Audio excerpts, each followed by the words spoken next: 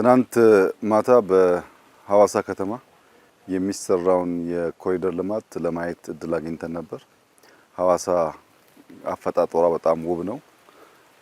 ሰዎቹ ውበትን መስራት፣ ውበትን መልሶ መጠበቅ የሚችሉ ናቸው። ሐዋሳ ላይ ያየነው አስደማሚ ውበት ተጠናክሮ ከቀጠለ እና ከሰፋ ምን ያክል የቱሪስት መስህብ መሆን እንደሚችል የሚያመላክት ነው። በሐዋሳ ከተማ አዲሱ ከንቲባ ከከተማው ነዋሪዎች ጋር በመተባበር የክልሉ መንግስት አጠቃላይ በሚያደርገው ድጋፍ ከተማዋን መልሶ አስውቦ መስራት ተግባር በጣም ተስፋ ሰጪ ጅማሮ አይተናል።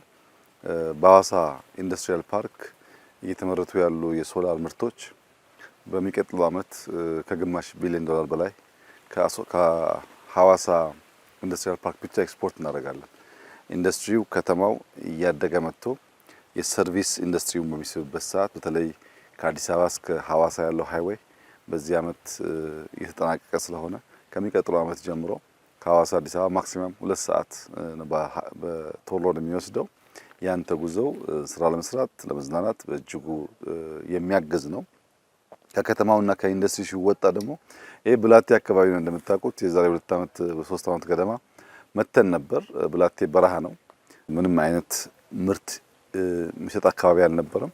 አሁን ግን እንደምታዩት ብርቱካኑ፣ ሎሚው፣ ሙዙ፣ ሸንኮራ አገዳ፣ ፓፓያ፣ አቮካዶ በጣም ብዙ ፍሩቶች ይመረቱበታል። በመቶ ሄክታሮች በኢሪጌሽን እየታረሰ ነው ያለው።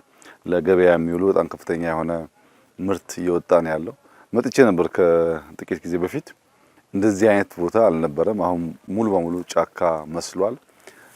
የሙዙ ጣዕም፣ የአቮካዶ ጣዕም እና ሳይዝ፣ የወተርሚላኑ ሳይዝ ሲታይ ይህ በረሃ የሰው ልጅ በርትቶ ከሰራ ምን ሊያመጣ እንደሚችል ያመላክታል። ከሲዳማ ክልል ፕሬዝዳንት ጋር ስንነጋገር በዚህ ዓመት ወደ 15 ሚሊዮን ዶሮ ሲዳማ ብቻ እያመረተ ነው ያለው። የዛሬ 3 ዓመት ስንመጣ 3 ሚሊዮን ገደማ 4 ሚሊዮን ገደማ የነበረው በብዙ እጥፍ አድጓል። ስለዚህ ሌማት እየተስፋፋ ነው ያለው። ፍሩት በከፍተኛ ደረጃ እያደገ ነው ያለው። ከተማ እየተለወጠ ነው ያለው።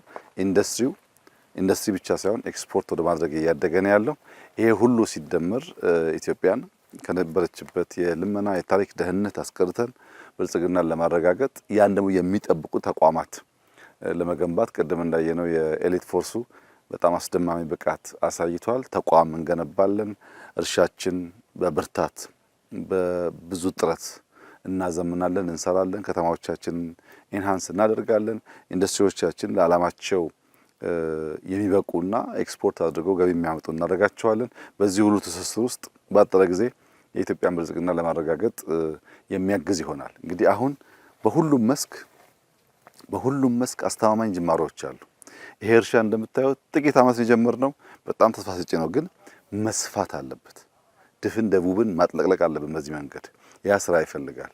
ሐዋሳ ከተማ ያየነው ብርሃን በጣም ደስ ይላል፣ ግን ሙሉ ሐዋሳን ወደዛ መቀየር አለብን። ኢንዱስትሪው ኤክስፖርት በማድረግ በተለይ በሶላር ሴል ኤክስፖርት ወደ 3 ኩባንያዎች ናቸው ሐዋሳ ላይ እየሰሩ ያሉት። ያ በጣም ጅማሮ ነው። ማስፋትና ኤክስፖርታችን ማደግ አለበት። በኢንፍራስትራክቸር ሐዋሳን ከአዲስ አበባ የሚያገናኘው ሃይዌይ መንገድ አልቆ ፍሩት የሚመላለስበት፣ ቱሪስት የሚመላለስበት፣ የኢንዱስትሪ ጉድስ የሚመላለሱበት፣ ብዙ ሀብት የሚንቀሳቀስበት መሆን አለበት። ከሐዋሳ እስከ ሞጆ ያለው ግራና ቀኝ እንደምታውቁት ለፍሩት ምቹ ነው፣ ለምርት ምቹ ከባቢ ነው። ወደ ምርት መቀየር አለበት።